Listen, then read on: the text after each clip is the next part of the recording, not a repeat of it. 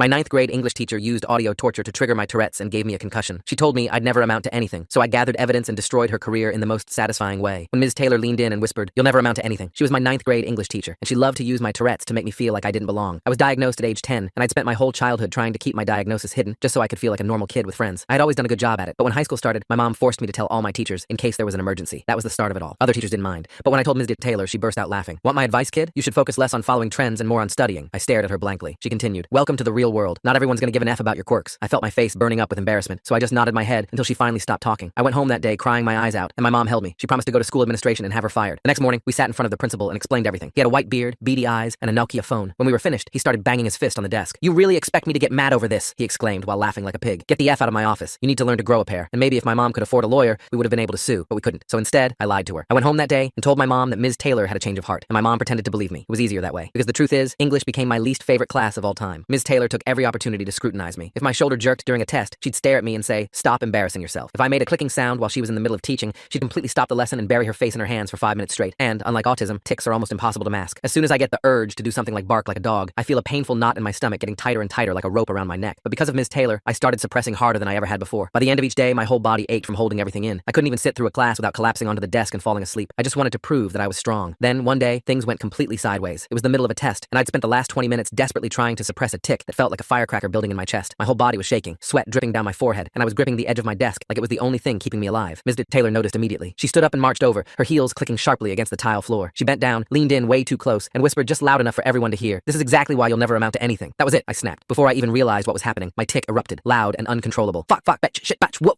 Kids around me either burst into laughter or stared in shock, their eyes wide with secondhand embarrassment. But to my surprise, Ms. Taylor didn't yell at me. In fact, she didn't say anything. She took out a pair of headphones from behind her desk, gesturing for me to play the sensory music that helps me regulate. Something felt off, but I just wanted my tics to end. But the second I put them on, I knew I'd made a terrible mistake. Because what played wasn't the steady rhythms I needed. It was chaos, sudden shrieking noises and irregular beats. It felt like someone was scraping my bones with their nails. My body reacted instantly. Every tic I'd been suppressing exploded out at once. My arms jerked violently, and my head snapped back, and these loud vocal tics I'd never even had before ripped out of my throat. I tried to pull the earbuds out, but my hands were jerking too badly to grab them. The class was completely silent in shock, except for Ms. Taylor, who was laughing and shrieking about how good my performance was. The rest of the day was a blur, and next thing I knew, I was waking up in the hospital surrounded by nurses. Turns out, I had banged my skull against the wall so hard that I'd given myself a concussion. I woke up to my mom in tears. She told me that Ms. Taylor admitted to playing sounds specifically designed to trigger tics, because she wanted to prove it was something I could get over. And while I reassured my mom that I was okay, rage boiled my blood. I knew I had to make Ms. Taylor pay. I sat up in the hospital bed, my hands still trembling from the aftershocks of what happened. Mom squeezed my shoulder, her eyes red and puffy from crying. The nurses checked my vitals one more time before leaving us alone in the sterile white room. "We're filing a formal complaint first thing tomorrow," Mom said, her voice shaking with barely contained fury. "This ends now." I nodded, touching the bandage wrapped around my head. The throbbing pain reminded me of how hard I'd hit that wall. Ms. Taylor's laughter still echoed in my ears. The next morning, we drove straight to the district office. Mom had stayed up all night preparing documentation, printing out emails, and organizing medical records. She carried a thick folder under her arm as we walked through the glass doors. The district superintendent, Mr. McVictoria, greeted us with a firm handshake. His office smelled like coffee and old leather chairs. We sat down, and Mom spread out the papers across his mahogany desk. "This is completely unacceptable," Mom began, her voice steady now. "A teacher deliberately triggered my child's medical condition, resulting in hospitalization." Mr. McVictoria adjusted his glasses, scanning through the documents. His expression remained neutral as Mom recounted everything, from Ms. Taylor's first cruel comment to the headphone incident that landed me in the hospital. "I understand your concerns," he said finally, folding his hands on the desk. "However, Ms. Taylor is a valued teacher with over 15 years of tenure. Are you certain this wasn't simply a misunderstanding?" My stomach dropped. Mom's face flushed red. "A misunderstanding?" she repeated. "My child has a concussion. The teacher admitted to playing triggering sounds on purpose." Mr. McVictoria shifted in his chair. "I'll look into it, but without concrete evidence beyond your word against hers, there's limited action we can take." We left the office feeling defeated. Mom gripped the steering wheel so tight her knuckles turned white. I stared out the window, watching the school buildings blur past. 2 days later, I returned to school with a doctor's note. My head still ached, but I couldn't afford to miss more classes. During lunch, I sat alone in the cafeteria when someone slid into the seat across from me. "Hey," a soft voice said. I looked up to see Mrs. McBenjamin, the school counselor. She had kind eyes behind wire-rimmed glasses. "I heard about what happened. How are you feeling?" I shrugged, poking at my sandwich. "Been better." She leaned in closer, lowering her voice. "Can I tell you something in confidence?" When I nodded, she continued. "You're not the first student who's had issues with Ms. Taylor. There have been other complaints over the years." My head snapped up. "Really? What happened to them?" Mrs. McBenjamin glanced around nervously. "The complaints. They disappeared from the records. Students transferred schools. Parents gave up. But I remember them." She slipped me a piece of paper with 3 names written on it. "These former students might be willing to talk to you, but be careful. Ms. Taylor has more influence than you might think." I tucked the paper into my pocket, my mind racing. If there were others, maybe we could build a stronger case. That afternoon, I had English class. My stomach churned as I walked through the door. Ms. Taylor stood at the front, writing on the board like nothing had happened. When she saw me, her lips curled into a smile. "Welcome back," she said sweetly. "I hope you're feeling better." I took my seat without responding. Throughout the class, I kept my phone hidden under my desk, recording audio. Every snide comment, every subtle jab, I captured it all. Over the next few weeks, I became obsessed with gathering evidence. I recorded her mocking another student's stutter. I caught her making fun of a kid with dyslexia. Each recording went into a folder on my laptop labeled evidence. But Ms. Taylor wasn't stupid. She noticed me positioning my phone, saw me typing notes after her comments. Her behavior toward me shifted from openly cruel to cunningly subtle. My essay on Shakespeare came back with a D-,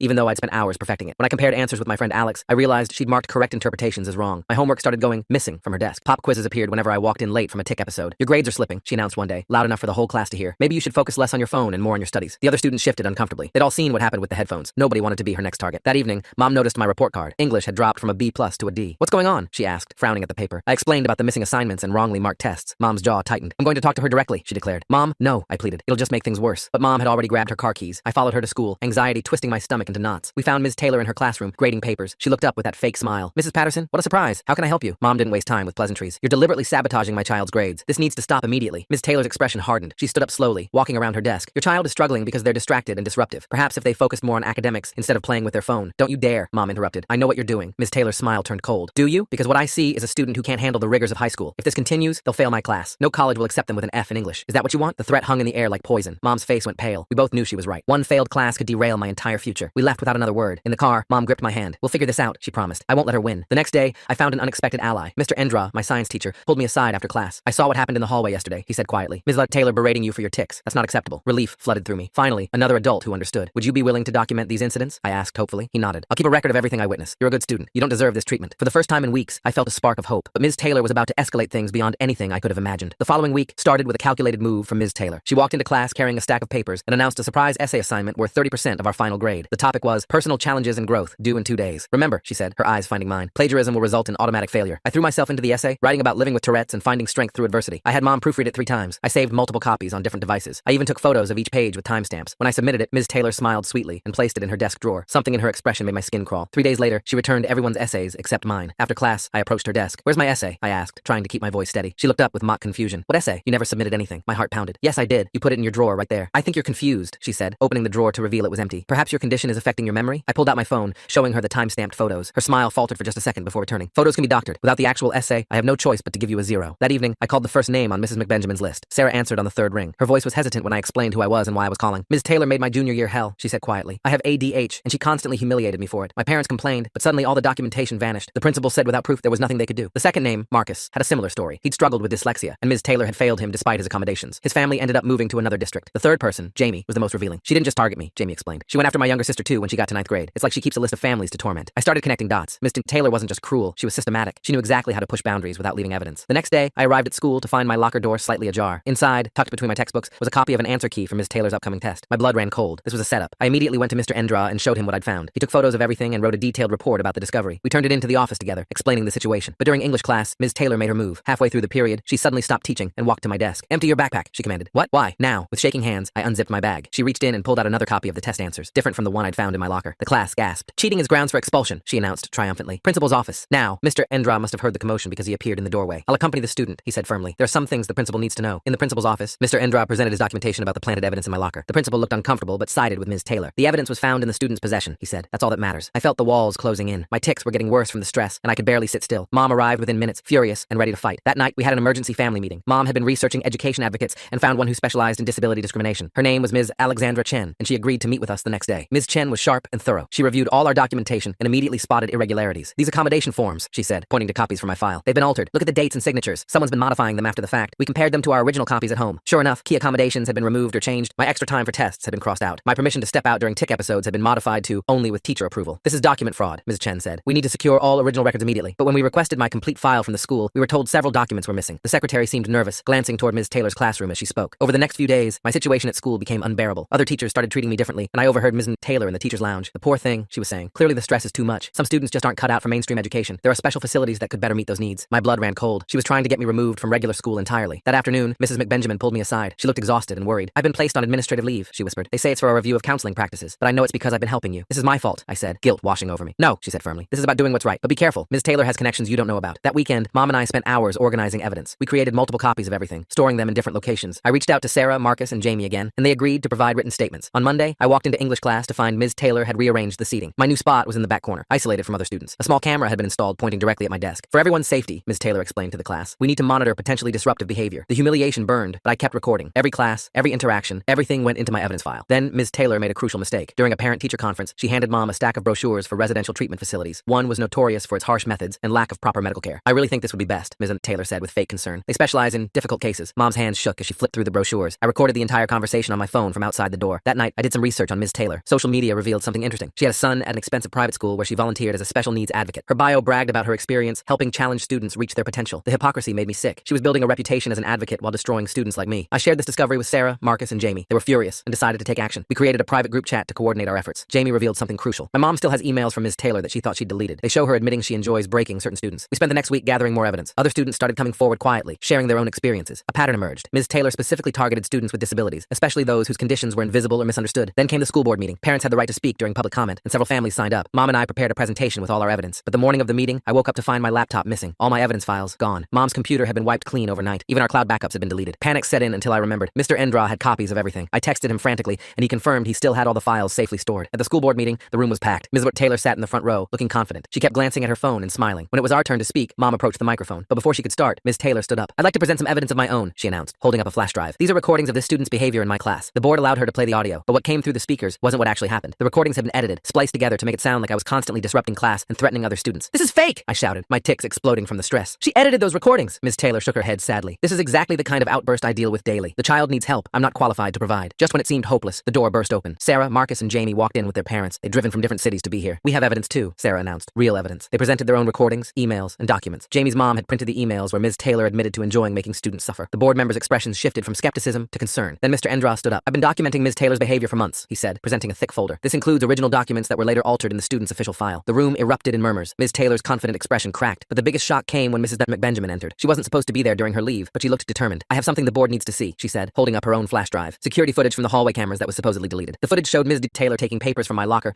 planting the test answers, and later entering the main office after hours. Another clip showed her at a computer, accessing student files she had no authorization to view. Ms. Taylor stood up abruptly. "This is a witch hunt. I've dedicated my life to education." "Sit down, Ms. Taylor," the board president said sternly. "We need to review all of this evidence." Ms. Chen, our advocate, presented her final piece. "I've discovered Ms. Taylor never completed the state-required training for working with students with disabilities. She's been signing off on accommodation plans she's not qualified to assess. Furthermore, funds allocated for disability resources in her classroom have been redirected to other purposes." She showed bank records indicating Ms. Taylor had been using the special education budget to purchase supplies for the private school where she volunteered. The board called for an immediate recess. Parents were talking animatedly, and several more stood up to share their own experiences with Ms. Taylor. The pattern of abuse was undeniable. When the board reconvened, their decision was swift. Ms. Taylor was suspended immediately pending a full investigation. They also voted to review all student records from her classes over the past 5 years and to contact families who had filed complaints that were dismissed. Ms. Taylor tried to leave quietly, but parents blocked her path. Not physically, but with their words and stories. Student after student came forward, emboldened by our courage. "You told me I was too stupid to learn," one said. "You made me hate school," said another. "You nearly drove me to hurt myself," a third added quietly. Ms. Taylor's face had gone white. For the first time, she seemed to realize the magnitude of what she'd done. The investigation that followed was thorough. Investigators found years of forged documents, misused funds, and a clear pattern of discrimination. Ms. Taylor had kept notes rating students by how much she could break them. Criminal charges were filed for fraud, forgery, and abuse of position. Her teaching license was revoked permanently. The private school where she volunteered banned her from campus. During the legal proceedings, more evidence surfaced. Ms. Taylor had been moved between 3 different schools over her career, each time after complaints that were quietly buried. Our district was just the latest in a long pattern. She was convicted on multiple counts and sentenced to community service and restitution. She had to pay back all the misused funds and contribute to a scholarship program for students with disabilities. The school district implemented new policies, including mandatory training for all teachers on disability accommodation, regular audits of student files, and a new complaint system that couldn't be buried by individual administrators. I finished the year with proper accommodations and a new English teacher who actually understood education. My grades recovered, and I even won an essay contest about advocacy and perseverance. At graduation, I gave a speech about finding your voice even when others try to silence it. Sarah, Marcus, and Jamie were in the audience cheering me on. We'd stayed in touch, supporting each other through the aftermath. Mrs. McBenjamin returned to work and was promoted to head of student services. Mr. Endra received a commendation for his courage in documenting abuse. The principal, who had dismissed our concerns, quietly retired. I started a support group for students with Tourette's and other neurological conditions. We meet monthly to share experiences and strategies. Sometimes parents attend, learning how to advocate for their children. Ms. Taylor's house went up for sale. I heard she moved to another state, but her reputation followed her. No school district would hire her. She ended up working in a call center, far from any classroom. Looking back, I learned that standing up to abuse isn't easy, but it's necessary. One voice might be dismissed, but many voices together can't be ignored. Ms. Taylor thought my Tourette's made me weak, an easy target. She was wrong. Now I'm in college, studying special education. I want to be the teacher I needed when I was struggling. My tics are still part of me, but they don't define my limits. Ms. Taylor tried to convince me I'd never amount to anything. Instead, her cruelty forged me into someone who fights for others who can't fight for themselves. The support group has grown beyond our town. We have online meetings with students from across the country. Some are dealing with their own Ms. Taylors. We help them document, advocate, and survive. Every so often,